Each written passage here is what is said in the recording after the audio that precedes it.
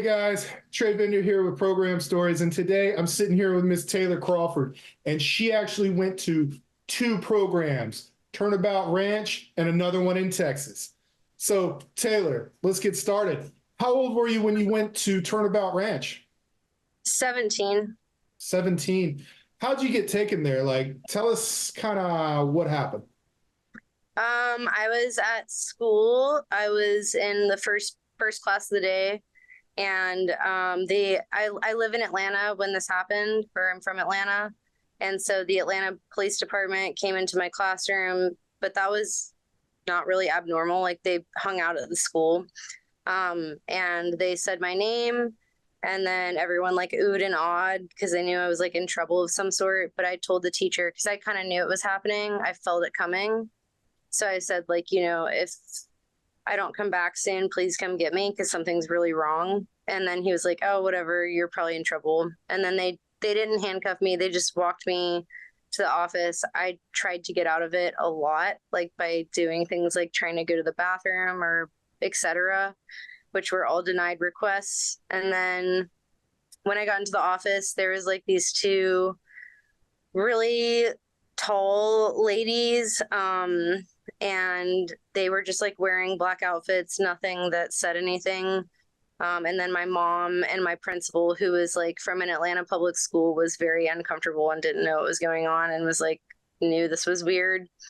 And then my mom was crying, and they zip tied handcuffed me, and they were walking me out of the room just like almost immediately. And I was like, what's going on? But I was not told anything. And then they were like, told my mom, tell her where she's going. And she was like, you're going to a better place. And then I made a joke and I said, are you guys going to kill me? Because that's what that sounds like to me, like going to a better place. And then they didn't say anything. They took me to the car, which was like a black car that I sat in the back with the zip ties on, and they child locked the doors.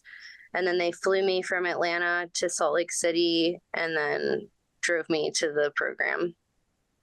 What was the first thing that happened when you got to Turnabout? What's the first thing they did? So I got there in the middle of the night, which is, from what I gather, pretty abnormal. Like usually intakes are like in the daytime. So when I got there, the first thing that happened was I got sent to the level 1 facility, and it was like a little log cabin. And there was night staff working, which meant like not counselors, not real staff. They were just like randos. I would assume random people that worked in the town, that needed a job.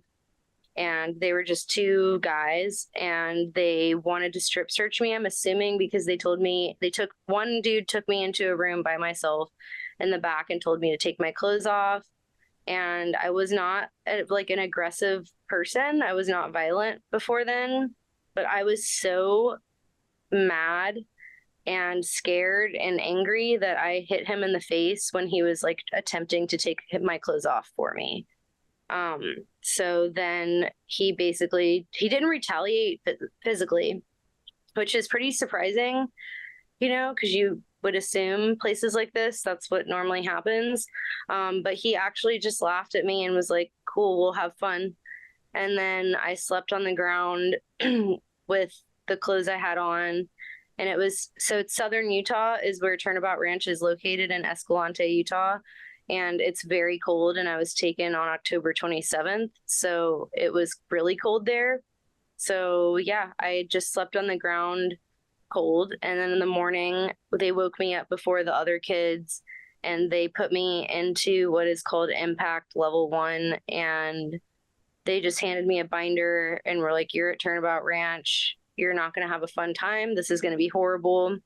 And like, you're going to sit in this circle for 3 days. So just read this book. And by book, I mean like a binder full of documents. And those are where the rules are. You can find the rules there, and, like, just walked away. So, what was the system like at Turnabout Ranch? Was there a level system? Were there points? Were there write-ups, consequences? How did that work? So it was a levels non-points based system. So there's 4 levels, and your first level is called impact. And it's often referred to like, so if you're in that level in an intake, it's called the impact circle level 1. But impact is also a punishment when you level up. So the name of the facility was the name of the punishment, kind of. So the level 1 and 2 facility was called Roundy, and the level 3 and 4 was called the Barn. And if you were on punishment, often like a really bad punishment, you would get sent back to the circle level 1. And so they would say, you know, you're going back to Roundy, and that's like your punishment. And then it would be also called reflection. So it's called several things: reflection, Roundy, impact, the circle. All of those are what that's referred to, but there was different like variations of punishments. So I would say that if I don't know, it's weird because on level 1 and 2 you don't really have the threat of the circle as much because you're kind of already there and you don't have any privileges at all. So when you get to level 3 and level 4 and move to a different facility, there's like a hierarchy of punishments, and like they vary from being like a weird specific punishment due to what you've done. You know, if you like, I'm just going to make something up. If you didn't put your shoes away or something, you would be like cleaning shoes all day or something. And then if you were too good of friends of someone, then you were put on a no contact punishment with them. And then those specific punishments like went into a level of punishment. So like you're on no contact, but you're also in what's called focus. And that's like the beginning level of punishment for 3s and 4s. And that was like not, it was like it was still horrible, but it was not as bad as the other ones. And then if you got put on reflection, that was like the dreaded punishment. So reflection on 3 and 4s, that was the second worst punishment. And basically you could either be sent back to Roundy for reflection to be sitting in your circle, or you could be walking in circles in a horse arena, and then you get all of your rights taken away from you. So like you're basically like a level 1 again, but you're at the level 3 facility. So you're sleeping in the same clothes. You're not allowed to talk to anyone. Your food rights are taken away. Your sleep rights are taken away.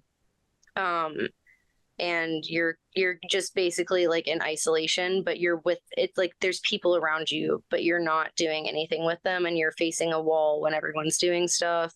And then at night they all go to sleep in their loft, and you sleep on the ground with the night staff, like in your clothes with a light on your face and no pillow or blanket or anything like that, in the clothes that you were wearing. Did you ever see any kind of physical abuse by the staff? Oh yeah. I mean, it wasn't even limited to humans. So it was a like a hybrid program of wilderness and RTC. So like it wasn't all outside all the time. The first 2 levels were, but the 3rd and 4th were like basically the way this program works is that you level up by doing things to the other kids or snitching to hierarchy level. And then also the way that a program fixes you apparently, and just fixes all of your problems, including diabetes, not limited to dyslexia, they claim to treat ADD, etc., is by making you do all of the work for this working cattle ranch. So that was mostly what you did the entire time you were at Turnabout Ranch.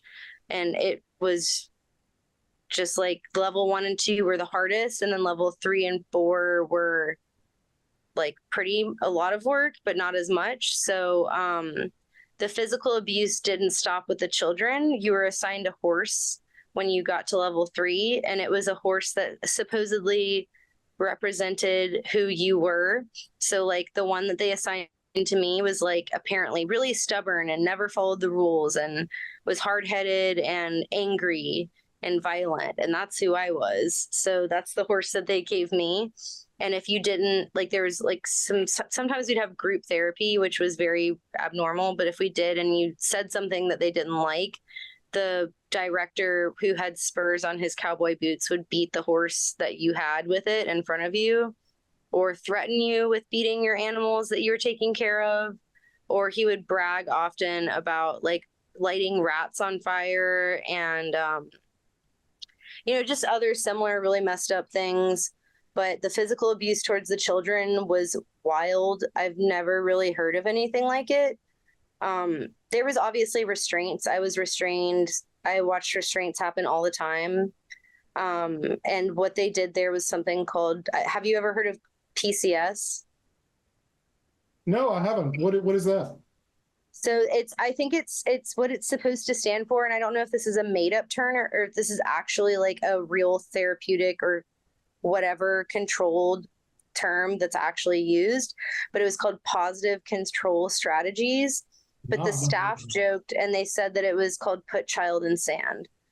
So they would like often like laugh about that, and what it was is basically your classic restraint, like grab from the back of the neck, put on the ground, lay on either their chest or their back, and just pretty much suffocate them until they pass out. And that happened a lot. But then there was also things like the one thing that I just can't get it out of my head and I'll never forget it was that there was a little girl there, like 13 years old, and she often vomited after eating. But the rule at Turnabout was that you had to eat everything on your plate every time you were fed, no matter what your religious beliefs or anything like that. Like you just had to eat it. And even if you weren't hungry or whatever, but you were always hungry there. So she vomited every single time when I was a level 3 and 4, and her seating assignment was across from me, and she vomited into her tray. It was like a little cafeteria tray table. A lot. I don't know how many times it happened because I was so conditioned to it at a certain point. She vomited in her tray, and she was either restrained if she did not continue to eat her food before she vomited, or then became restrained and then vomited because of the restraint, or just vomited in general and back into her tray. And then she was forced to eat her own vomit. And then we were forced to continue eating as if we're not watching someone be fully restrained, suffocated, and then forced to eat their puke in front of me, like a foot in front of my face. And that happened a lot. So this was like an ongoing thing with this other girl. And she was highly abused. Like, and she was so precious. She was little. She was 13. When I was a level 4, I could talk to other kids finally. So I talked to her because one of the other things they made her do, and this was kind of standard, but like the way they did it to her was really excessive and weird. But they told her that she had athlete's foot. And I don't know if that was true or not, or if it was just their weird like thing that they hated her. And she was so easy to take advantage of because she was the youngest and she was so innocent. She told me that she was sent there for dyslexia. And they told her she had athlete's foot. So every night they made her sit outside of the barn and put her feet in a like shallow bucket full of straight up Clorox and bleach her bare feet for like 20-ish minutes or something like that every single night. Would you see other children there for things just like learning disabilities, like autism or any of that?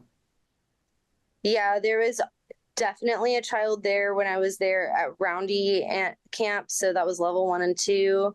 And he was a new intake. I was kind of like more nearing getting level 3 when he came.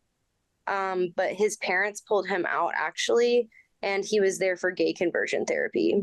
And it's not something that they advertise on their website, but they do it for sure. And then there was the girl there with dyslexia. And then there was another kid that I believe was there because she told me that her parents just didn't trust her. And she was like 14 or 13. There was another kid that they were like having problems because they had ADHD. And they just like weren't really sure how to navigate it. And I guess their parents weren't either. So. Wow. Jeez. Like, I feel like I was like I really wasn't a bad kid. Like I was like just a teenager who was experiencing a lot of home trauma and doing normal teenager things when you Yeah. live in the city of Atlanta and are going to a public school and want to like be free from your mom's imprisonment in her house. And that was something that she didn't understand she was doing to me at the time. And she has later apologized for like just a few days ago, the whole entire experience. But I mean, at the facility, I was the oldest kid there at the time. And I also felt like, because you're not allowed to talk about literally anything, but we had ways, you know, we talked to each other sometimes. And from what I gathered about the kids that were there with me, I was definitely like the worst kid there. And I wasn't even the bad kid at my school in Atlanta. Like the other people's parents that I would hang out with, their kids would think of me as like the good kid and like the one that they wanted their kids to hang out with. And I was like the worst kid at Turnabout. Speaking of Turnabout, I want to ask, was there any particular staff member that stood out there as somebody who you saw as somebody you couldn't trust, somebody who was there who didn't need to be there? What stands out in your mind when you think about the people like there? And I also want to ask this, amongst the staff, did any of them have any credentials or any education that would warrant working with troubled teenagers or teenagers in general? So this is my opinion based on facts that I read a long time ago from a database that kept information about these facilities. From what I gather from when I was there, I can only speak for my own time there and the staff that I interacted with. There was not a single person on that staff that I was there with, besides maybe the executive therapist, like the one in charge of the therapy, whatever, because the counselors were not certified to my knowledge, and your counseling sessions were few and far between if you even got any. But no, I feel like these people weren't even close. I would not even like if they were on like a web like care.com or something, like looking for a dog sitter, I wouldn't even let these people dog sit for me. Like they had no credentials to be around children at all, much less kids who may or may not need help. Much less kids who were already traumatized, and then you're sending them to a place to receive more trauma from these unqualified staff members. Like the one that stands out the most to me was the executive director of the barn when I was there. And he was there for a really long time. I found out that he recently left. What were you going to say? I was going to ask, so he was like the director of just the barn, or was he director of the program itself? So he was said to be the executive director of the whole program at certain points in time on their website. But from my understanding, he pretty much had the say in anything that happened. Like he could say anything to any level, but he was mostly interacting with the barn. Like we didn't see him much at Roundy Camp. There was other staff members that were at Roundy Camp more than him. And but he was definitely interacted with all of the three facilities, because the level 1, level 2, level 3, level 4 for the big kids, and then the level 3, level 4 for the little kids. He was interactive with all of that. And he was definitely the worst person I've ever met in my entire life. Wow. Yeah, he was in my opinion a disgusting individual who needs serious like help, probably. What were your interactions with him like? Were they always bad? Were they ever positive? Never. Never positive, always bad. I felt like he had a special vendetta for me, that he hated me because they could tell that I didn't believe the program. They could tell that I was doing my own thing.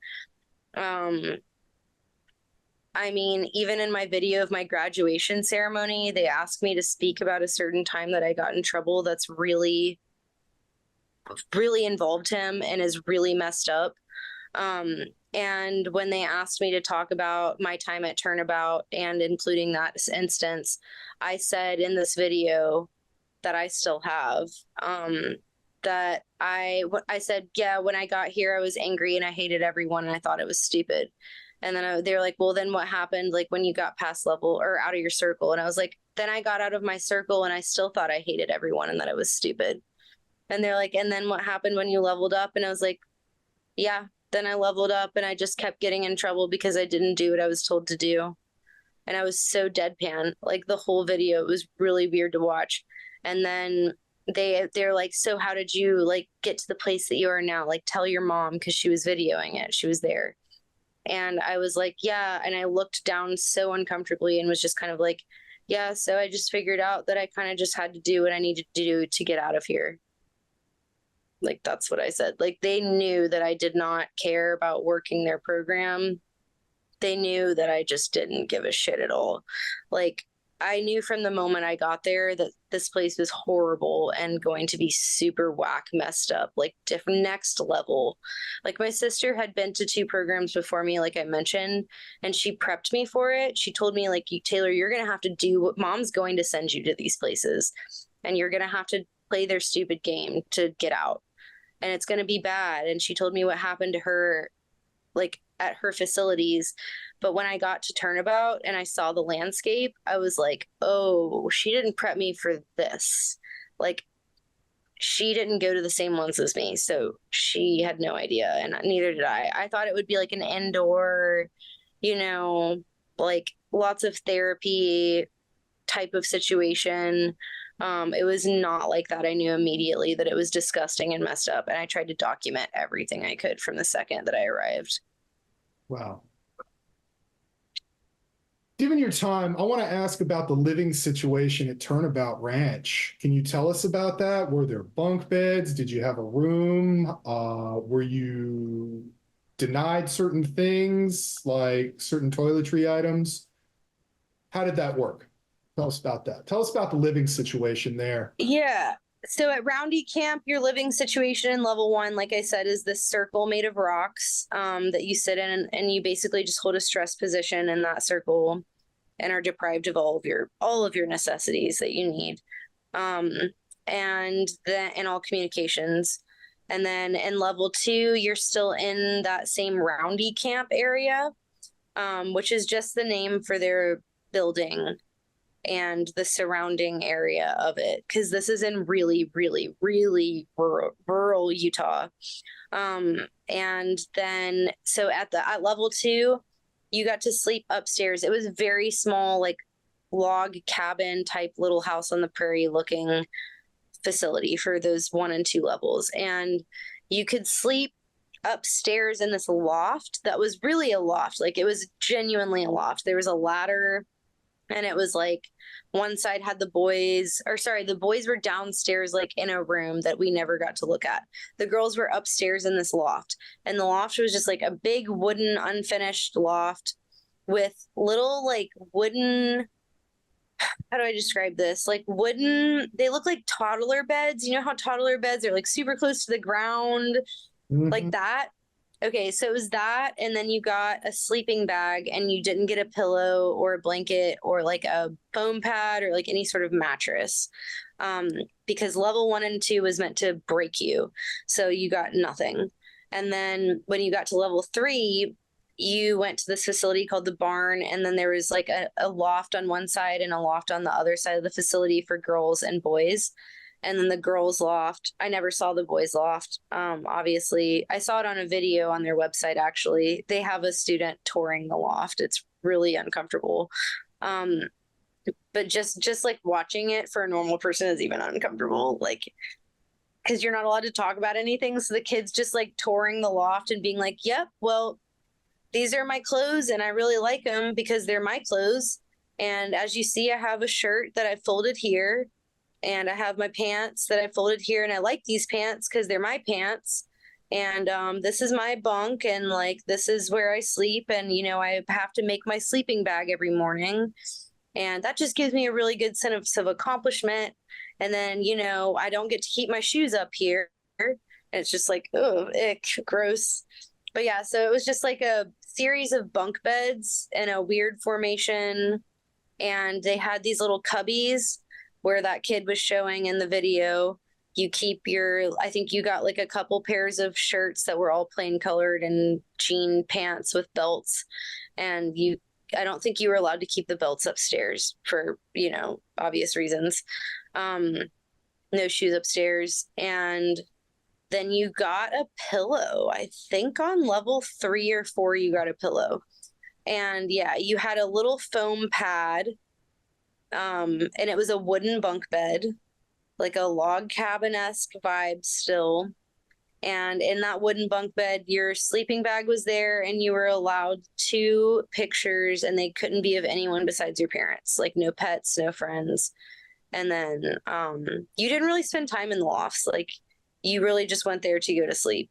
But I would do something crazy, and I would wake myself up at like the middle of the night, and then I would like look at the ceiling of my bunk and appreciate that I was awake and that I knew that I had more time to sleep, and that I would wake myself up to appreciate sleep, to go back to sleep. I don't know if that makes any sense at all. It makes perfect sense. I kind of do that sometimes myself.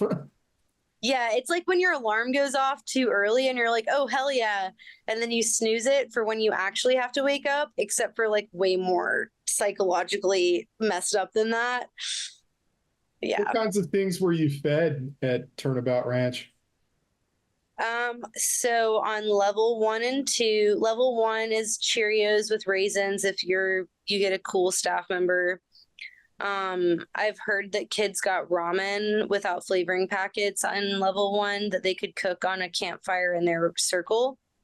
I didn't do that. I did get a thing of oatmeal one time on level 1, just like plain oats and water. And I do remember that because I remember washing the pot that it was in, which was weird because you had to wash it, but like you couldn't leave the circle or move. So I don't know how I accomplished that. And then when you moved into the level 2, you sat at a table to eat again, and like you could walk and stuff, but you're mostly working.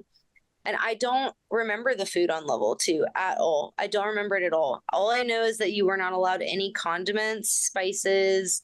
So like things like jelly are considered a condiment, or mayonnaise, ketchup, mustard, salt, pepper. Yeah, I used to do the same thing to us, and oh my God, did I hate that. It was so gross. Like it was just like, I just remember it not being filling, and you were so hungry all the time. Like, and you were working like, yeah, you were working your ass off. It wasn't easy work. It was like you were cutting down trees by yourself, like as a teenager with no real instruction, just using a saw, no power tools involved. And then you would like go chop that tree into like 100 logs and then split those logs into firewood for us to have to burn in the furnace inside. Or you would like skin poles, and that sounds fun or easy or like maybe like satisfactory when you think about it, but it wasn't. They were like giant trees, and you're sitting on them with like some sort of handsaw, and like taking it from the top and skinning it like all the way around the pole. Like it took hours, and you weren't allowed to stop to drink water or stop to take a break or shake your arm out if it was tired. Like every time you did that, you had to walk laps or you got a punishment. So you're just super hungry all the time. And then in level 3 and in level 4, you got fed the same food as 3s and 4s. I remember the food in level 3 and 4 being way better. It was like, but a lot of the times I was making it because I was on kitchen. So it was like shepherd's pie. I don't know if you know what that is, but it's like, I know what that is. yeah, like that in my college cafeteria when I was in college, they served a lot of that. Yeah, because it's like cheap to make, and they slaughtered their own animals there. So like, I'm sure it was some cow that we liked.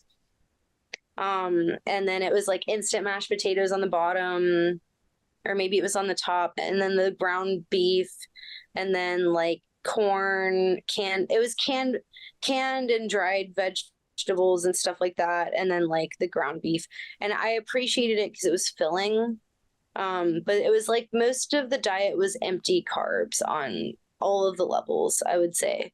Like for lunch, you could get like a tuna salad sandwich or like a peanut butter sandwich or peanut butter and jelly sandwich. Sorry, because you got to have condiments then.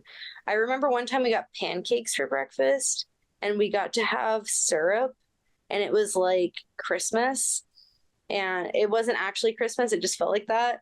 Mhm. And I remember we got in trouble and never got allowed to have pancakes again because someone poured too much syrup on their pancakes. God forbid. There was like Yeah. it was like that at my school too. Occasionally we'd get this really good breakfast or this really good meal, and it never happened. Like I remember one morning we got oatmeal, which was so good because we got to have brown sugar. And then Ooh. another morning we got waffles, which was odd because they never served those. It was always pancakes, French toast, biscuits and gravy, or cereal. I feel like we may have had biscuits and gravy one time. I feel like that's coming back as a memory now that you say that, because I was trying to think about breakfast. I feel like it was mostly cereal. But the weird thing is they wouldn't let me eat my cereal without milk, and I was a vegan before I went there, by the way. So that was a really tough transition for my body to take. Because you also in level 3 and 4 had to drink an entire glass of milk before you were allowed water at every meal. And yeah, that was not my favorite thing. But I mean, on the worst thing that we had to eat, and it's so like I can't eat this ever again in my life because of my experience there. And I'm an adult and I can choose to put the seasoning in it still, but so when you're on impact or like you got sent back to impact, like you're not actually in your initial like intake and you get sent back to roundy or you got put on impact, you had to eat your dinner was the block of ramen that comes out of little packets over cold water with no seasoning. Oh. And I can never eat ramen again in my life. Were you separated by gender at Turnabout? Yeah. The boys were in the same building as us, but we weren't allowed to talk to them or like really look at them. And the only time I would interact with them is if we were on a serious work job together, like a cattle call, like roping cows on horses, or like something that was really intense that we needed to communicate with, like construction, or I really can't think of another, even like maybe a group therapy session. Did the separation of gender affect you at all at that time or later in life? Did that have any effect on you? Yeah, I mean, I was pretty devastated by it. I even have a letter home from my mom, like I wrote to my mom saying that like I was basically said like one of many letters said like all I do, they were all the same. They were like, I cry all the time. I hate it here. Like I can't believe all this stuff is happening to me and you don't believe me. But one of them said like I cry all the time. I had just been leveled from 2 to 3, and it was a really hard transition because you're like used to 2 and the kids there, and like you're all kind of bonding over this traumatic experience that you're having. So we were all kind of like on each other's teams, even though we weren't allowed to talk to each other.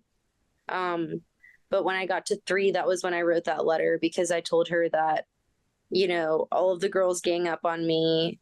Like we're not even allowed to talk to the boys. I don't even have any male interaction at all unless it's these abusive male staff members. But yeah, it was hard then because I am more of like a tomboy. Like I like male friends better than female friends. Generally, I get along with them better, and they're just like more ride or dies, you know, in my opinion. And then later, like I think I just like flocked to men more and trusted them. It's weird. It's a weird my psychological thing that I can't put my finger on, because I trust men more than women now, even though like my main abusers were men. But I wasn't allowed to interact with the boys, but I know for a fact, just from like our on like non-verbal contact, like they were like disturbed by the things they saw happen to me, and I could feel that they would like if they could advocate for me, they would have more than the girls would ever. So I just feel like I trusted them more. I trusted the boys way more than I trusted the girls. Gotcha. So Taylor, I want to ask this now about your relationship, like with your parents or your mother afterward. Tell us about that. How was that relationship affected, after coming out of Turnabout like that? So it was definitely destroyed. I don't say that lightly. That was just, and I mean, that was just like baseline Turnabout. It was already rough, obviously, before I went. Like we didn't trust each other. We are not compatible for living together. Never were. However, things are much better as of just a few days ago, but for 13 years, it's been horrible. And I really, after reflection, they love that word. They'll be so proud of me saying it. But after reflection, honestly, and like with the past week alone, as we've all been like diving into our feelings about this because of the documentary and stuff, I realized that it really stems from one incident. I mean, obviously, I don't trust my mom because she sent me to this place and I begged to come home over letters and like, just like, you're going to send your kid to a place you don't even know about. You've never even seen it. Like, that just, there's no trust anymore. And then there's this thing called midterm at Turnabout. And that is when like your parents come to see you. What's generally, it says like midterm, you would think it was halfway through your stay, but it's really closer to when you're going to go home. And so it's a surprise attack, really. Like you don't know that it's going to happen. They don't tell you. One day you just go and your parents are just there. And so I saw my mom. We had a day together. It was pretty emotional seeing my mom because I saw her, and I mean, this is no disrespect to her and our relationship now, but then like when you're in that program, there's just genuinely no way you can see your parent and think of them as anything other than a way out.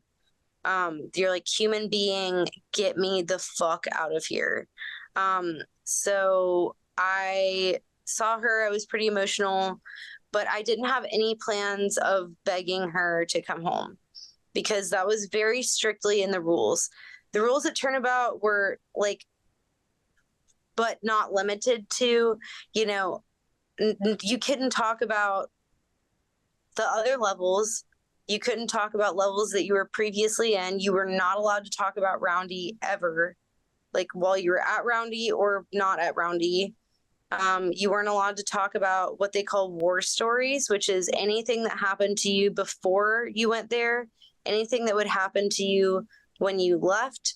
They even outline in their rule book, which I still have, they started it really funny. I've got to give them that. It says sex, drugs, and rock and roll, which I can't with that. And then it outlines that you're not allowed to talk about your dreams. So you're not even allowed to speak about your dreams. And these are all things that you're not even allowed to talk about with your therapist. So if people still think this is in any way therapeutic, I don't see how you can have therapy without being able to talk. And you weren't allowed to talk to the other students. You weren't allowed to talk about media, music, television, your friends, your pets, anything that you did the day before or anything you were going to do the day after, or ask why, where, when, how. You weren't allowed to ask any questions. You weren't allowed to say sorry. You weren't allowed to say cool, dope, weird.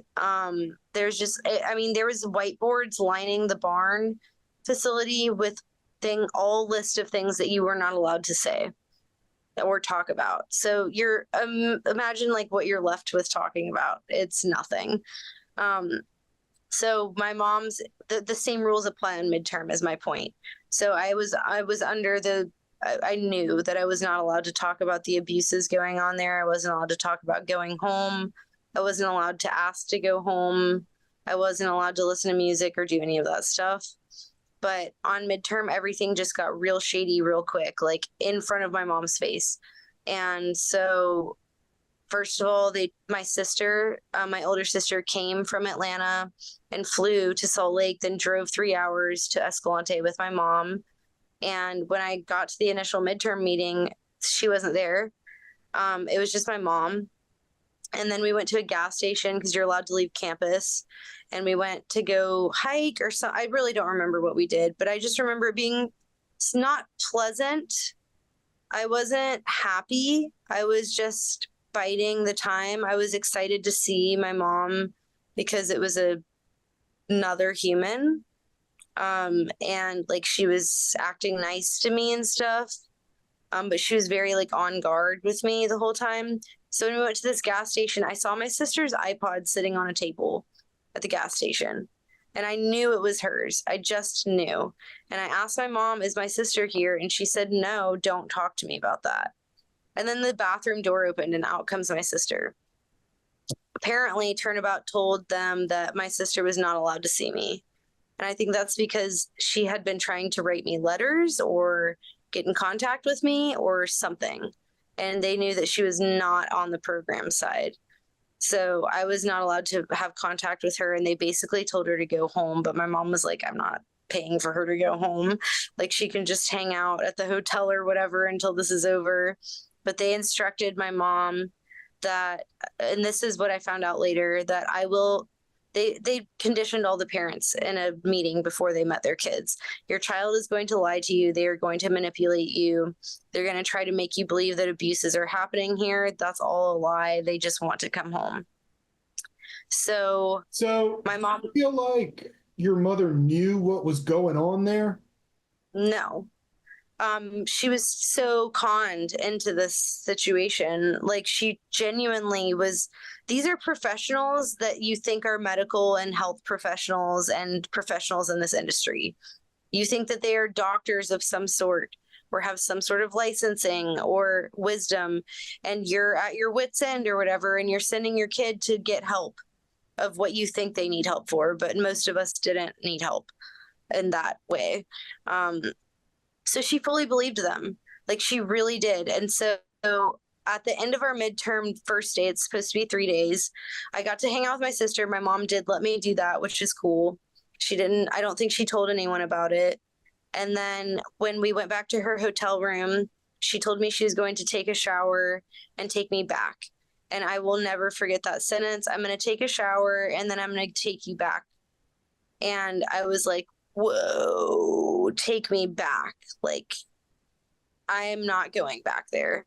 And then I fully had a mental breakdown and I started crying and, like hid in a corner and was like, you're not taking me back there. I'll do anything you want me to do. Like, I'll go to church every Sunday. Like, I'll be a Christian. I'll go to private school. Like, I don't care. Like, I'll literally do anything, And she was like, why? And I was like, they're starving us. They're beating us. They're suffocating us. They're making children eat their own vomit. Like they're beating my horse. They're abusing animals in front of me on purpose because they know it will elicit a reaction out of me. They're mentally and psychologically torturing me. And like, this is not a fun summer camp with horses, Mom. This is not like a dude ranch. This is like slave labor for children that you are paying for their ranch to be run by your child. And she was obviously disturbed. So she was like, what do you mean? Like, I've got to talk to someone about this. I'm going to call your primary counselor, which is this person that I like rarely spoke to. They just talked to me to give updates on my mom or to my mom. Did your primary counselor have full control over you in any way, or did they? Yeah, she controlled all communication between me and my mother. So any letters I wrote home or that were written to me, which my mom did not write me very much. Like she probably wrote me like 10 times to my memory over the entire stay that I was there. And I wrote her like 4 letters a day. And I was just begging for communication and there was nothing. but she was definitely the one. So she read those letters. She opened my letters that I wrote home, and she, I don't know what you would call, like, surveyed them. And then she definitely did that to my mom's as well. And maybe that was why I didn't get as many letters from my mom, as maybe my mom was writing me and she just wasn't giving me those letters. But Maria was, or someone, like, she was my primary counselor. And so, like, let's just say this lady, she was the one in control of communication between us. So my mom thinks she's a real counselor. And so she's like, obviously, I'm going to talk to your counselor about this because sounds horribly sadistic. And I pointed out that this main figure, the executive director of the barn or whatever his placement was, that this man specifically was not a good person, that he was specifically picking me out and he was like a demon. And I told her specifically, he's a sadistic demon. Those were my words. And so she got really concerned. She wanted to call my therapist. And I was like, okay, when she suggested that, I freaked out fully and was like, please, under no circumstance, talk to her. I will do whatever you want me to do. Just take me back. I'll go willingly, pretend this never happened. Please, like, do not talk to her about this. And she wanted to know why she couldn't talk to my therapist about something that was abuse happening to me. And I was like, well, because she's one of the abusers. Like, what do you mean? And I was like, and not only that, like, I'm going to get in serious trouble for even begging you to come home. So she promised me that she wouldn't talk to her about it. I went back willingly, but through sobbing tears. I did not want to go back. And the next day, everyone else's parents picked them up for midterm. Second day, it's like 7 hours have gone by and my mom's not there for me. No one talks to me about it. No one tells me why. I'm not allowed to ask why. And then the owner of the facility came into the barn, and there wasn't any kids around because I was by myself. Everyone else was on midterm or working. And he had prospective parents with him touring the facility. And he told me to get my stuff, that I was going to Roundy. And I was like, oh, this is funny. Like, what have I done wrong to go to Roundy? Like, I'm literally sitting here making the food for lunch for everyone. And then he was like, oh, you want to play that game? Cool. Don't get your stuff. Get in the car. You're going to Roundy. And then I got sent back to level 1 impact in the snow because it was December. So there were several feet of snow on the ground. And I sat in my circle for 2 weeks. And at the end of the 2 weeks, because they don't tell you how long you're on punishment. That's another rule. You're just supposed to be in limbo about it. And they don't tell you why you're on punishment. But I knew when I was sitting there for that long that I was there because my mom talked to my counselor. Oh, and naturally. Did your yeah. counselor have a way of just manipulating your mother? Yeah. So from what I understand now, she told my mother to go home. She told her that I was a manipulating liar, and that's what I did. And that's why I was doing that to her the night before, and that she needed to just leave right then and not come back. And she was like, do not under any circumstance take her home. Don't believe anything she says to you. Your child is a habitual liar. And none of this is happening. She's just manipulating you. And so how did it make you feel when your mother just didn't show up? I mean, I was absolutely heartbroken and devastated. Like, it was like another abandonment. And like my issues that I did have, because everyone has issues. No one just doesn't have issues in their life.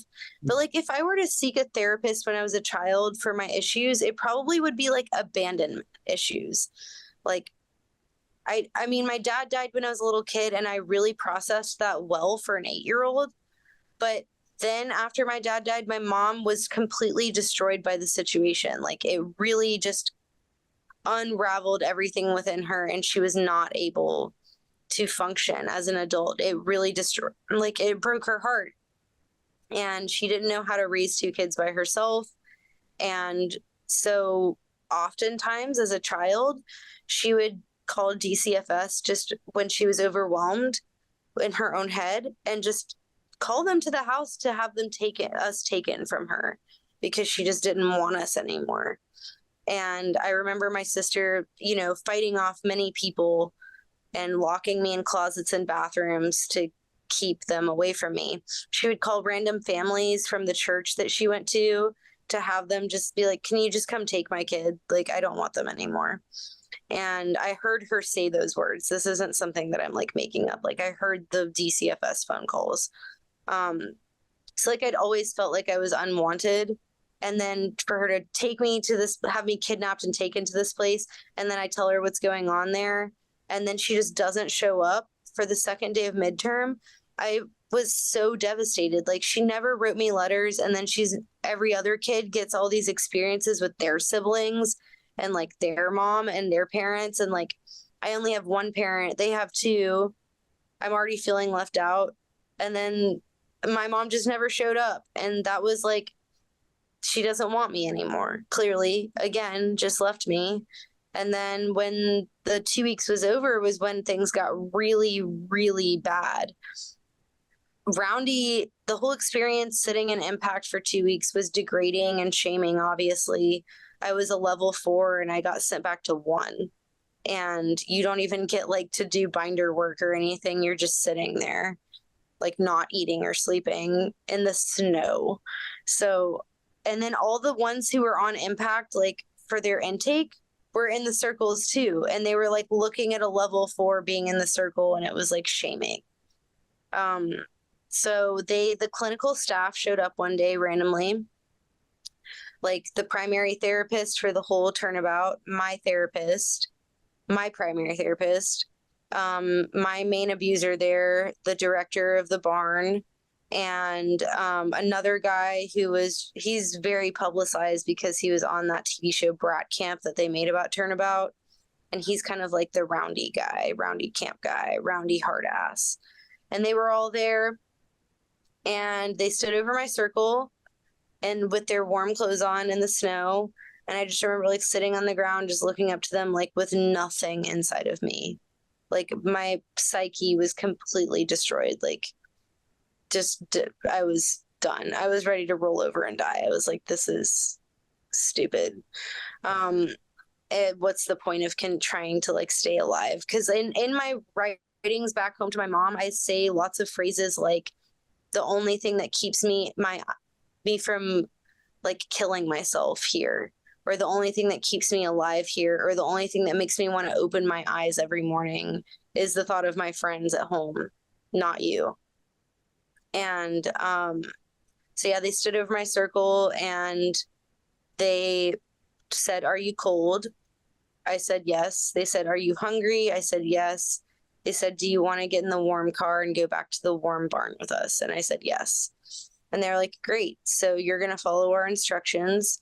You're going to get in the car, as long as you're not getting in unless you agree to do this." And what they made me do was they made me go back to the barn, get into the office, which you weren't allowed in, and get on the phone, which you weren't allowed to do, and call my mother. And they had a script written for me. And I had to call my mom and tell her that everything that I told her on midterm was a lie, and that nothing bad was happening there, that I was just a bratty kid that was lying and manipulating her. And that's what I do. I'm a liar. And that's why I'm there. And that's why I have to finish my program. And like, I will never forget that phone call. She was crying and screaming and being like, "That's why I sent you there. Like, I know you're just such a liar, and I'll never be able to trust you ever again. And like, I knew you were manipulating me." And I was crying too because I was devastated. Like, I was like, cool, that's the end of my relationship with my mom for the rest of my life. Like, I just knew it right then that it would never be the same. And it was fucked up because I was not lying to her on midterm, but on the phone call, I was lying to her about not lying. You know what I mean? So they basically made you admit to things that didn't happen, or, They made me tell her that I was not being abused. They made me tell her that I was not being starved, that I was not being sleep deprived, that I was allowed to change my clothes, I was allowed to bathe and shower, that I was allowed to have personal hygiene, like showers, baths, that I was allowed to talk to people, that I wasn't being restrained, that I wasn't being punished like I said I was, and that the punishments that I got were according to my behavior and that they were good for me, and that I was a drug addict, because that's what they pegged me as. They told me I was a drug addict. Were you a drug addict before you got there? No. Okay. So basically, your mother came for midterm. You had some time with her and you told her what was going on. And now, because your counselor got it out of your mother, what you had said to her, these men made you do this and basically destroyed your relationship with your mother forever. Yeah. How much longer were you at Turnabout after that? I couldn't say. That happened in December, and I know I left somewhere around February, sometime in February, and maybe around Valentine's Day. And so, yeah, I didn't level to 4 once I got back to the barn and did that phone conversation. I had to 3 and then 4 again. So you didn't complete the program, or you did? I did. I made it to 4 again. So I was a 4 when I was sent back to Roundy for reflection about midterm and my punishment for midterm. And then I leveled down to 1. And then when they brought me back to the barn to do that phone call, they leveled me to 3. And I got to stay at the barn again, but then I had to work for my level 4 again. Gotcha. And level 4 is the highest level. So like after you complete all of your level 4 goals, which are just paperwork, physical labor hours that you have to have sign off on, I think it's like each level is like 160 hours of manual labor or something. And you have a staff sign it. And like, if the staff doesn't sign off on it, it's like it never happened. So you just do it all over again. Like if you forget to get them to sign off on it, it's not like they're asking you like, hey, girls and boys, remember to have staff sign off on your work every day.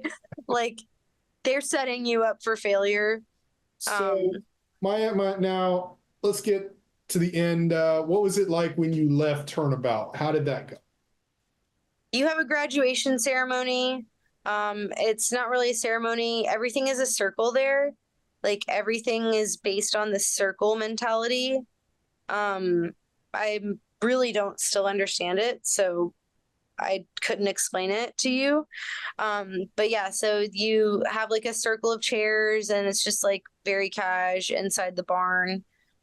Your parents are there. My sister was not there, just my mom. And then you're in a group. I think because I have a video of this, and just so that everyone's clear, video cameras were not allowed inside of Turnabout Ranch. But somehow my mom got a video camera in there, and thank God she did, because we have a video of that. It's 30 minutes long. I think that's about how long it lasts.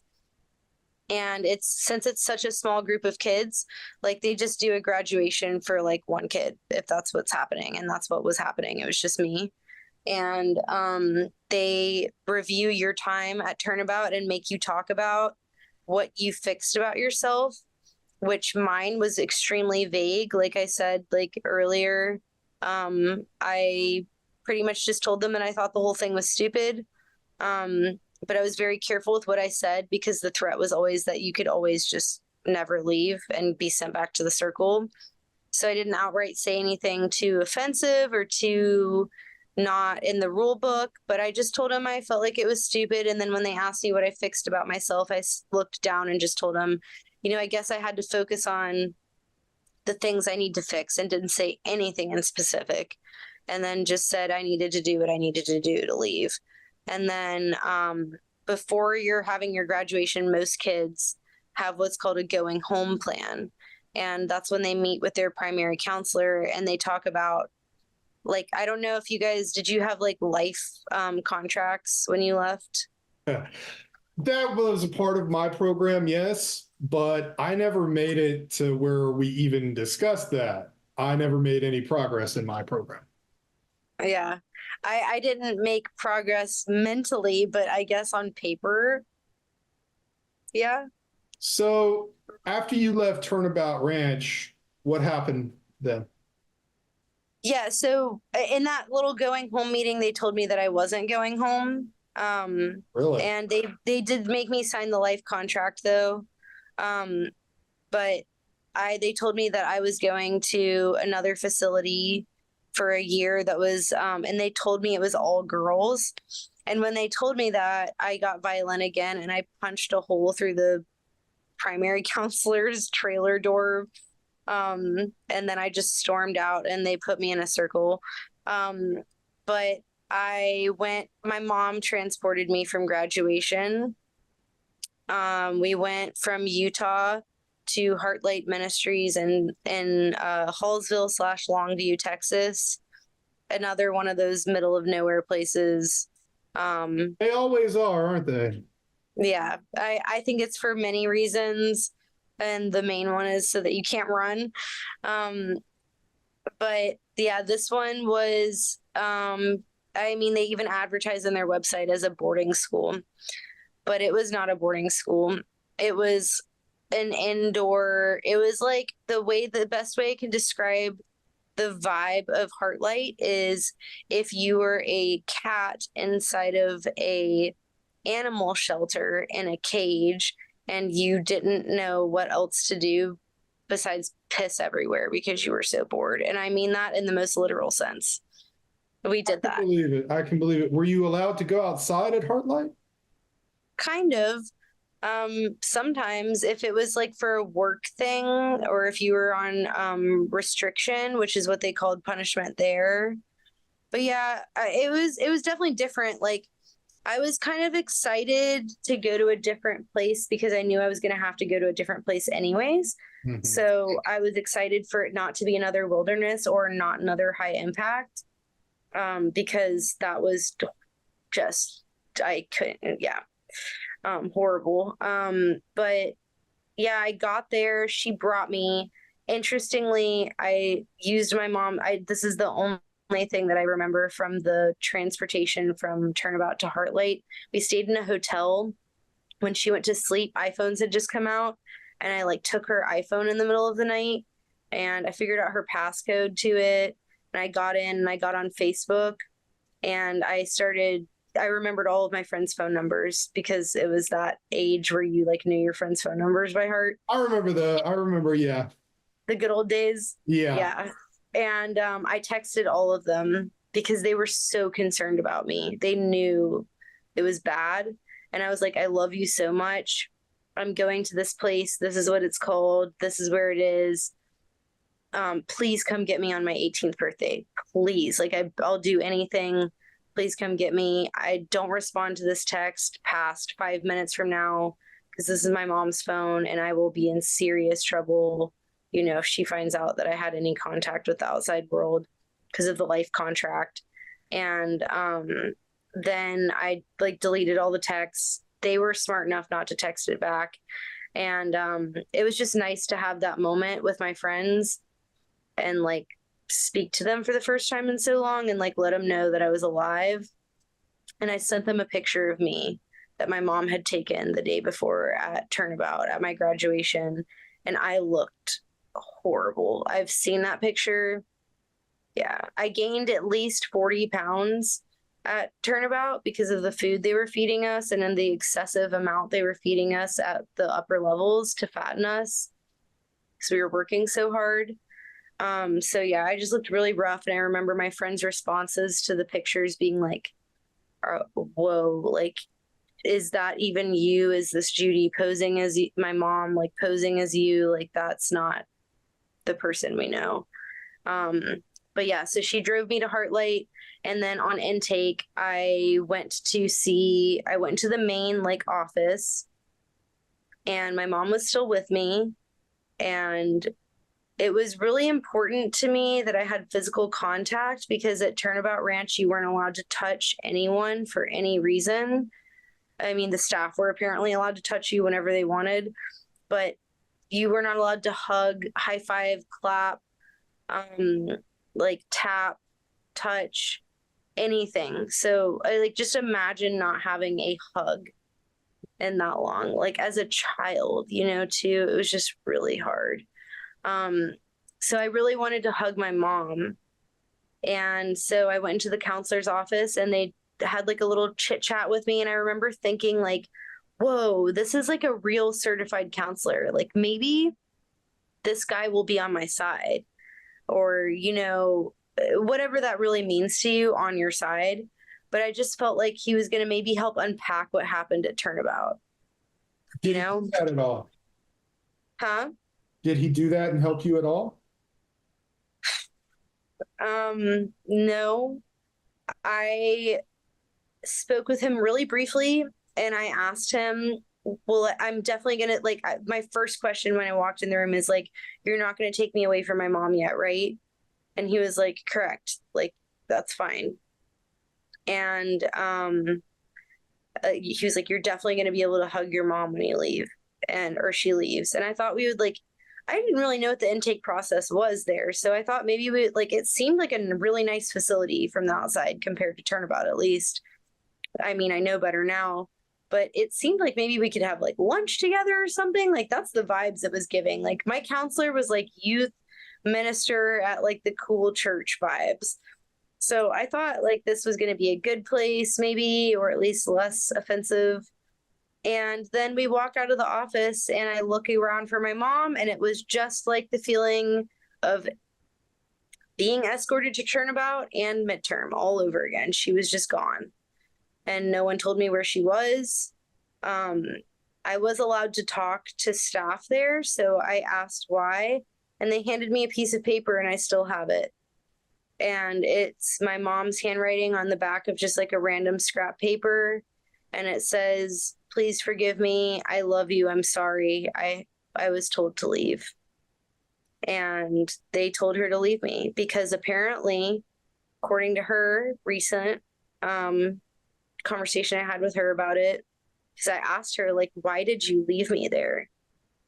And she said that she had some, on the way there, she had extreme like stomach pains and just like intuition that she was like, I shouldn't leave. I'm not going to leave her there. Actually, I don't actually think I'm going to take her there.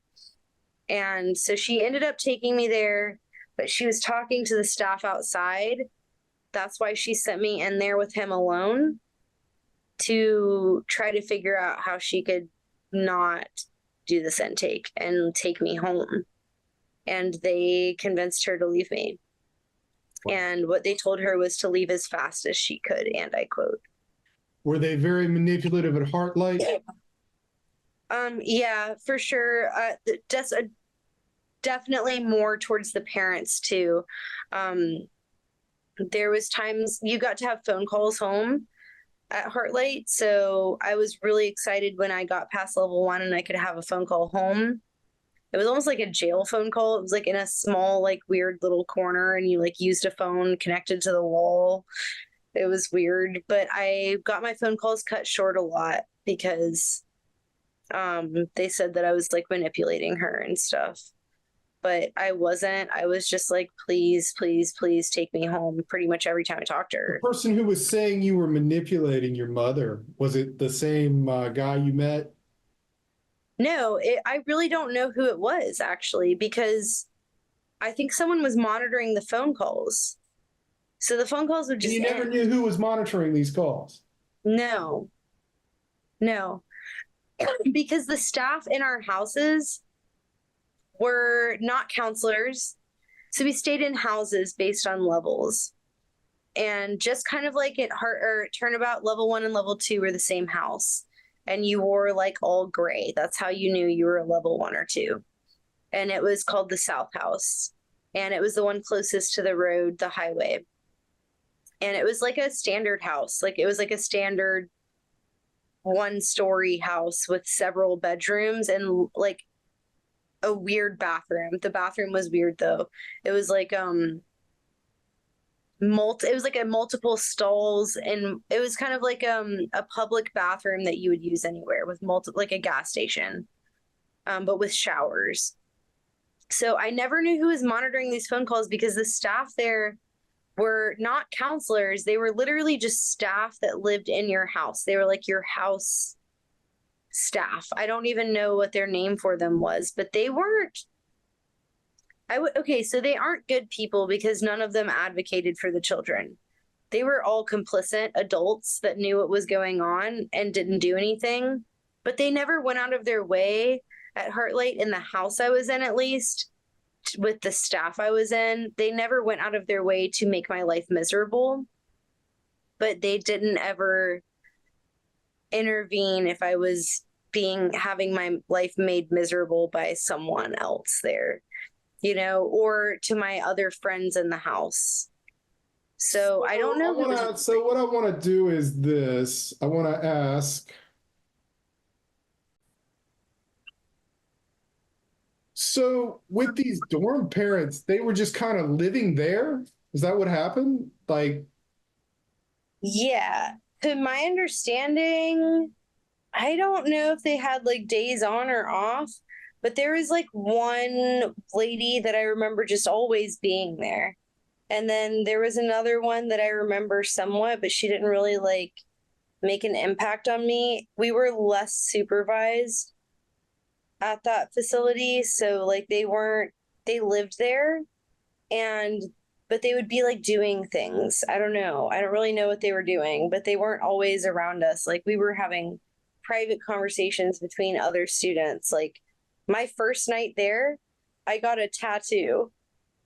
I always forget about this. I literally did not think about it until I just 2 seconds ago, when I was thinking about how unsupervised we were. Yeah, like one of my friends, who's still my friend to this day, 13 years, I've seen them outside the program. It was magical. They stole a pair of scissors from the schoolroom, and then I stole like a ballpoint pen. And after, they would come in at night to our little rooms, which were like bunk beds, like 2 bunk beds in a room. So it's like 4 kids. And then I think there was like 3 or 4 rooms for the kids, and then like a counselor or whatever they were called, house parent, whatever. They slept in like some separate like bedroom with doors because we didn't have doors on our rooms. But we had a closet with a door, which was strange. And I just remember like being in that closet with all the girls, and my friend was like, "You want to get a tattoo?" And I was just like, nothing mattered to me at that point. So I was like, and I already had tattoos before I went, like real tattoos, and not like I would compare this to a stick and poke tattoo. I still have it. But it was like scissors carving and then breaking open the ballpoint pen and pouring the ink in. okay. But yeah, they were like, "Want a tattoo?" And I was the first one to go, and I was like, "Sure, whatever." And then I think I tattooed their boyfriend's name on them at the time, like their 15-year-old self's boyfriend's name. And it was like really fun, actually. No. Yeah, I didn't think so. No. Not at all. But mine said Taylor Gang. And that was just kind of like, I don't know, just a silly little thing to put on me. And then when I got out, I had kind of had it fixed, but the person who fixed it was really drunk and messed it up. And halfway through, they were like, "Is it okay if it says Taylor Rang?" And I was like, "Hell no. What do you mean? What's going on?" Because it's on my ankle. And then I looked down and I was like, "Fix it now." And they were like, "Can it say Taylor Bang?" And I was like, "That sounds cool to me." So I have a tattoo. I have a tattoo that says Taylor Bang, and I got it from Heartlight Ministries. That's a story you never hear, I feel like. From my child went to Heartlight and got a tattoo. No. So at this point, while you're at Heartlight, what's your relationship with your mother like? I just remember after, like I told you, the phone calls were pretty monitored, and the vibe was that she just did not care that I was there. Um, I think that I stopped communicating with her after the phone calls started being shut off. Like, refuse. It was very much like jail with this facility. Felt like a jail, which to jail feels way nicer than high impact. Just gotta say. I imagine so. I've heard that actually. Yeah, like, yeah. The whole time sorry, I'm holding my phone in my hand. That's why it's a little unprofesh. But the whole time I was in high impact, I was like, damn, wish I had done something to get me in jail instead. Sounds way nicer. Yeah. I thought about that a couple times at my school too. I was like, man, could I survive? How bad could it be? Yeah. But yeah, I would describe it as like a jail fit situation. And like in jail, you can refuse phone calls. Mhm. And that's what I started doing because she was just pissing me off. Like, I didn't have my school transferred over there. So when I was level 2, I could do school, but I wasn't doing it. I was just sitting in a room with other kids in little cubicles, just staring out the window, looking at the train passing by and like trying to decipher the graffiti on it because everyone else had schoolwork, but my school was not accredited because Turnabout Ranch doesn't have a freaking school or like whatever, any credentials. So I had, and getting your public records from Grady High School in Atlanta was like probably very hard. And so I was sitting there for the whole time I was there, just not doing any work, just missing more and more school time. I was bored. Like, I was angry that she wasn't doing anything about the schooling because that was the least that I felt like she could do for me. And I felt like she wasn't trying at all. And I was obviously like, we as people who went to programs know this, like, we lived it. Our parents, like, they do feel the guilt if they are at that stage yet, or in they even are acceptance of believing you. But if they do believe you, they feel guilt. And then they like do this thing where they're like, you know how hard it was for me when you were gone? And it's like, I was the one there suffering every day. Oh yeah. You could go to the grocery store if you needed to take a break, like I was being controlled at all points in time. So yeah, I was just sitting there doing nothing. So I didn't have a relationship with my mom whatsoever. I think that the only thing I ever talked to my counselor about there, which because I spoke with him on the phone 2 days ago for 2 hours. I called him and he apologized greatly for the intake situation, and for not having much time with me. But he was pretty much like, yeah, you weren't there for very long. So that's So just how that was. Heartlight, did it have the same impact or impression? Did it leave that on you that Turnabout did? No, not at all. Heartlight was a totally different experience. The reason that I was so miserable there is just because I was ready to go home. Like, I feel like I had served my time, and thought it was ridiculous that I had to be there for what they told me was going to be a year. And I was like, I am not doing a year and 4 months. That's ridiculous. Um, it was obviously over 4 months at Turnabout. I don't know how many days or how many, whatever. But yeah, I just felt very frustrated there. I felt trapped there. And it definitely wasn't a good facility. Like, no one, just in general, no one wants to be stripped from their house and taken to a facility where you're just like a caged animal. And that's kind of how Heartlight felt. Like, it wasn't like it wasn't scary. Like, Turnabout was scary. Every single day was like fighting for your literal life, whether that's the staff members physically abusing you and possibly killing you, because that has happened a lot where it's like almost deaths there. I mean, there was a murder there. But it was, this is my very, very personal opinion, is that was from a kid in psychosis because of the program. But like, it was scary to be in the elements, and in the wilderness, like they always told us coyotes would come eat us and stuff.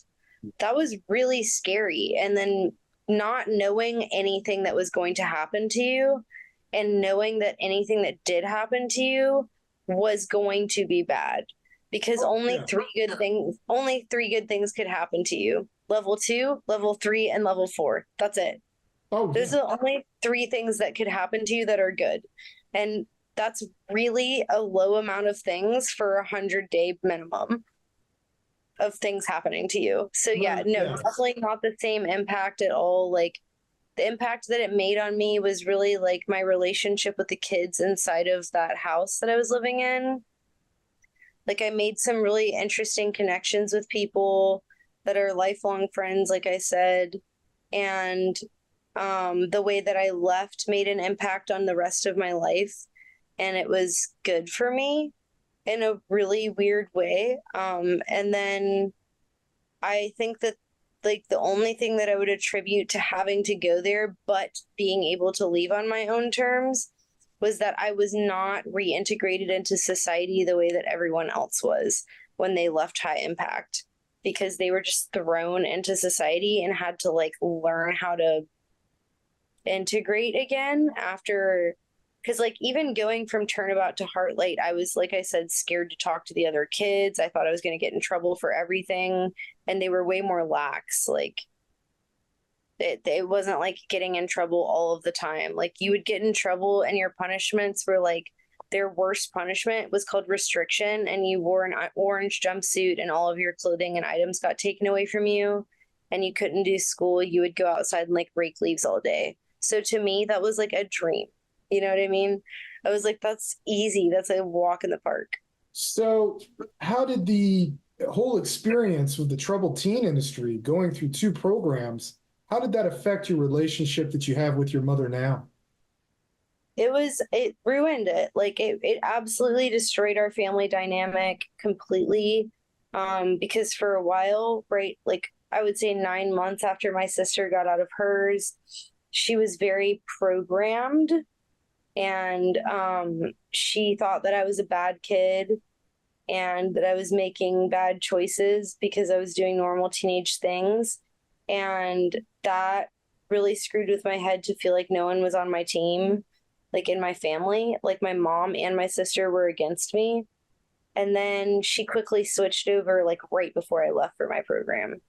And she was like understood that like this was messed up. And my mom not believing me about anything that happened to me at either facilities was just like, you don't believe your own child, you believe these random people that you met for like 5 minutes at the second facility and spent a total of like 3 hours with at the first one. And I spent like 124 days there with these people. Trust me, I know what happened to me. Yeah. Her not believing me ruined the relationship. The way that they pitted us against each other, because that was their goal, was not to rehabilitate families. I really don't believe they had any intention of doing that to anyone. But they did, I don't know, they did keep the ember burning of the families that were disintegrating already. And they definitely made moves on my family, and I felt like I could never trust my mother again. And I didn't even trust my sister actually after I left Heartlight for maybe 6 months. I loved her and I would talk to her, but I did not tell her anything about me because I was scared that she was going to turn me into my mom because of the way I left Heartlight. But yeah, Speaking of how you left Heartlight, tell us about that. So one of my friends, the one that I made there, that I feel like the one that gave me the tattoo, they would run all the time, like all the time. And they would always get caught, like going to family because they lived in Texas. So it was easy for them to run and go, to just close. It wasn't as hard as like going to where I'm from, Atlanta, several states over. So they would always get caught and brought back. And one time they went, and when they came back, every time you run, you just get put back at level 1 and then you get restriction. so that because she's like a running risk, like they were wearing like an orange jumpsuit so they can see you running. And you don't get shoes when you're in restriction. Yeah. So Uh, yeah, a classic tactic. But yeah, they said that they saw a Greyhound to Atlanta on their last run and that made them think of me. And also on their last run, they were gone for 3 days, which was like record breaking time for people who ran. And I mm, remember asking the counselor or whatever they were in my house, like, hey, do you think they're going to make it this time? Like, they've been gone a long time. And she was like, no, they're not making it. Trust me, no one ever makes it. And I was like, wait, no one's ever made it? And they were like, nope. Or she was like, nope. And so I remember immediately right then, I was like, oh, I am going to be the person to do that. Because I actually wasn't planning on running away. I was not planning on leaving Heartlight before I turned 18. I thought I was just stuck there and that I was going to walk when I turned 18. And I was actually the favorite at Heartlight because I had come from Turnabout. I was so submissive. Like I was so the kid, the good kid. And the staff really at my house really liked me because I didn't break any rules, like to their knowledge at least. And so yeah, one day after they ran and came back, that was like my best friend there. And we were sitting on each other's bunk beds, and it was actually today is March 15th ish, March 14th to 15th, because this is like over the midnight strike. But yesterday was March 13th, which would be the 13th year anniversary of me running away from Heartlight because I ran away on March 13th.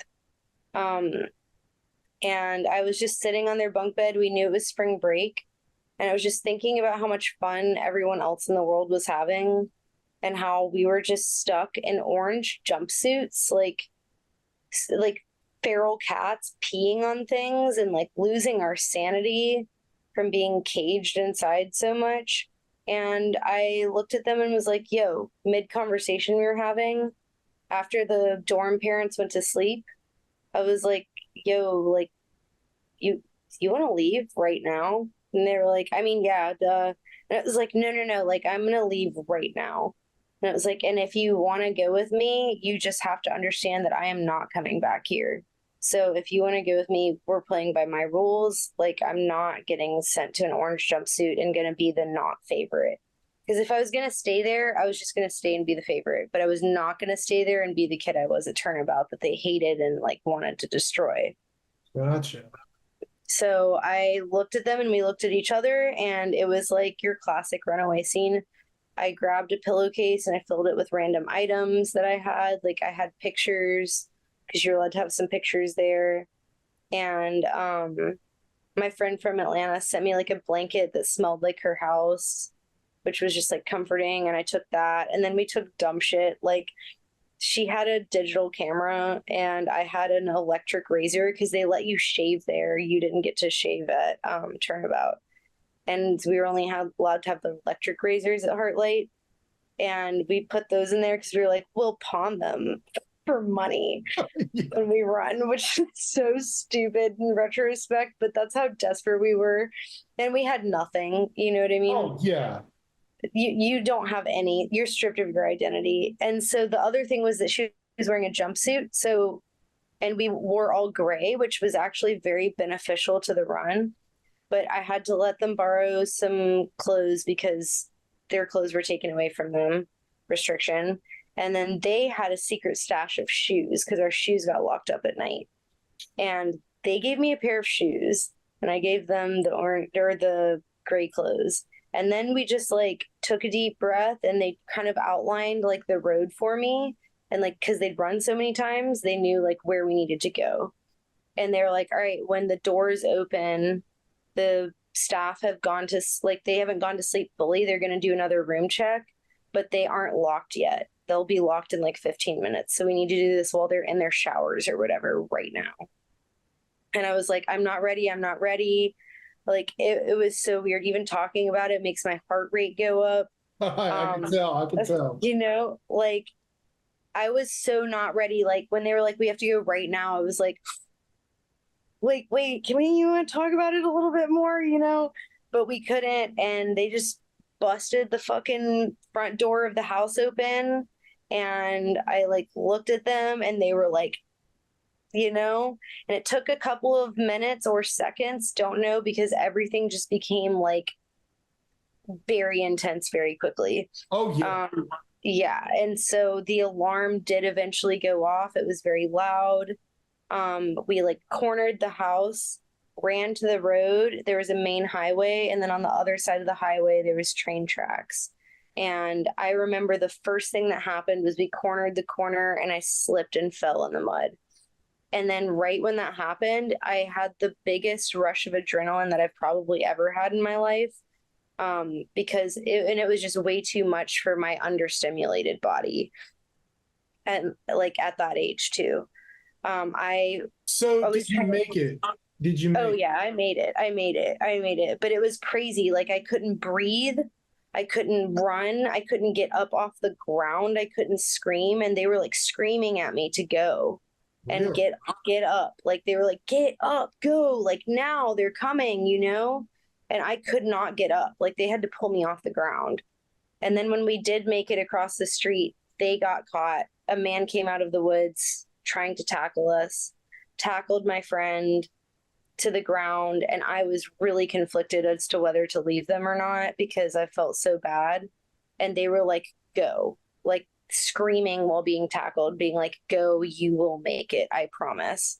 And I just like dumped my knapsack and just dove into bushes until the morning when I got to a gas station and called a friend from Atlanta, and they bought me a Greyhound ticket, and I made it to Atlanta home, and I was a missing person for like 4 months from the Atlanta police and Texas. And then I turned 18 and I had to deal with some like truancy and stuff like that charges after that. But Right. yeah, I made it. So you never went back to Heartlight after that. Never. So you actually got away. I fully made it. I Very fully nice. made it. And it was one of the rawest, most pure, most memorable, most badass, like standing up for myself things I've ever done. And I cannot believe that I had the strength within me to do it because, like, I know I told you just a little bit just now, but like that wasn't it wasn't a quick thing. It wasn't easy by any means, and all of the things just happened to fall into place. It was what they call, how what they say success is. Hard work, preparation, and being there at the right time. Like timing and preparation, when those two meet, that's success. And like I just happened to have the right timing. I happened to have the right intuition. And like I really am not a person who gives up on anything. So like when I decided that I wasn't going back to Heartlight at all, like I wasn't getting caught, I was not getting caught. And I like put myself through it. I mean, it wasn't just like a 5-minute run and then I was good. Like it was a full 24 hours before I was out of Hallsville, Texas. And it was a full another 24 hours before I was in Atlanta. Like it was a nice solid 2 days of running. Nice. Very, very emotionally, physically grueling. I think that's awesome that you got away. Hell yeah, is all I'm going to say on that one. Yeah. I want to ask this. How has being cycled through the troubled teen industry as a teenager, how has that affected you in your adult life? So I've been realizing recently more than ever, like I always knew that I was super controlling, but I didn't think it was really any sort of issue that I had. I felt like it was like a good characteristic because I was always in control and that felt good because I had never had any control over any decisions that were made about my own life ever before in my life. I know how that goes. Oh, I know. Yeah, like you're whatever leads up to you going to these places, I would go as far as to say probably has something to do with you not having control over any decisions being made for your life, whether that's you being like adopted or abused or, your parents are getting divorced or like a parent dies, or like a parent is mistreating you, or a guardian or whatever. All of those are examples of you not having control of your childhood life, even, or your like body, or your freedom of speech, or like your freedom to be your own person and be yourself and not be like your parents. And I would say that like all of those things happened, except for adopted. I was not adopted, but like pretty much all of those other circumstances happened to me. And I felt no control in the first place. Then getting sent away, that was a decision that was made about my life that affected my life forever. And I didn't get to decide it. And then when I got sent to the second place, that was someone else making another decision for my life. And while I was in these places, just like as a small tidbit of what was going on at home when I wasn't there, was that my mom was apparently making plans for me to change schools when I did get back and I did turn 18. She was kind of planning on taking me out when I was 18 and gonna put me in private Christian school, which like I don't do well in that environment. I just don't. I can't handle the Christian environment. That's not who I am. I don't do well in private school. I've tried it before. It didn't work. So now as an adult, like I take control of every possible situation that I can, because if it has anything to do with me, because I just want to be able to make my own decisions. And it's formed really bad habits. Like I just recently had a conversation with my very best friend where he was like, you got to see that you're a little bit controlling. Do you not just see that you do that? And I was like, no, like I don't see that like as a bad thing. Like, you know what, I like what I like, I don't like what I don't like, and I know what I want, and I know what I don't want, and I know it's good for me, and I know it's bad for me. But then it like he was basically explaining to me how it leaks out into my relationships, and he was talking about a friendship, like that's my best friend. So, you know, it's something that I am realizing later rather than sooner that affected me for the rest of my life. And just the way that I am like drawn to abusive people is very strange and is obviously a pattern. And the abandonment, again, just furthered the abandonment issues I already had. And that comes out in my relationships, and relationships meaning like with anyone. But I feel the fear of abandonment is always going to be behind everything I do. And then just in addition to that, crippling anxiety, like crippling anxiety. I panic attacks. For years, I had these horrible night terrors that I was being taken and brought back to the circle. And I was an adult. So, like, it's not realistic for that to happen. But Right. they condition you to thinking that that's a possibility. So, I mean, it was a multitude of things that carried into my adult life, like multitudes. And the fact that I didn't get to have a relationship with any parent of mine, because I didn't have a dad anymore. I didn't have a mom. And then the lady that I lived with that like kind of raised me more than my mom did. And she was really great. She was awesome. She really let me have freedom. She died like 5 years ago. So, I mean, I just never really had like what I felt like a real parent in my life. I just had like all these different random people telling me they knew it was best for me that did not know me. Has your relationship with your mother improved any now that you're older? As of 4 days, or what's almost 6 days ago. 6 days ago.